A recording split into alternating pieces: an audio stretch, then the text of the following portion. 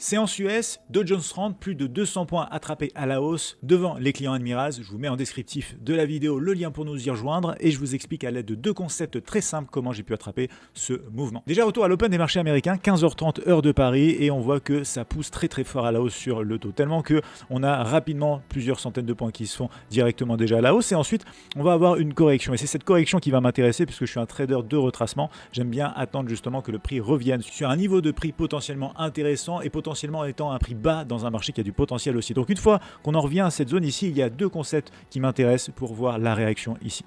Vous allez voir que je n'ai pas besoin de choisir entre les concepts de support et de résistance ou d'order block bullish ou bearish. Ici on va avoir clairement un cumul des deux. Je vois déjà ici qu'on a un order block. C'est le dernier mouvement de baisse ici avant la hausse de la structure qui a permis aussi de casser beaucoup de structures précédentes qu'on retrouve juste ici. Et ici c'est d'ailleurs là qu'on retrouve aussi ce concept tout simplement de support résistance. Alors je vais vous mettre ça en gris pour que ça change un petit peu ici, même plus en foncé, et on va voir que aussi bien cette structure, vous allez voir ici, que cet order block permettent le maintien de la zone ici, et donc une opportunité pour moi. Donc ici je vais vous répercuter ce qui s'est passé et que j'ai pris sur MetaTrader 5 avec l'édition suprême chez Admiraz ici. Vous allez voir avec un stop loss ici et à la recherche du coup des 49 500 tout là-haut, ce qui me fait un quasi ici x2, et du coup ça se développe ici assez rapidement. Mais le trade ici n'est pas pris en M5, je l'ai pris en M1 et je vais vous montrer exactement ce qui m'a permis, en plus de ces deux concepts bien sûr, de prendre le scénario de hausse vis-à-vis de ces deux zones. Et pour ça, on se retrouve sur MetaTrader 5 avec l'édition suprême ici qui me permet d'ailleurs de voir les trades historiques. Alors j'ai eu un petit raté d'ailleurs ici même au début parce que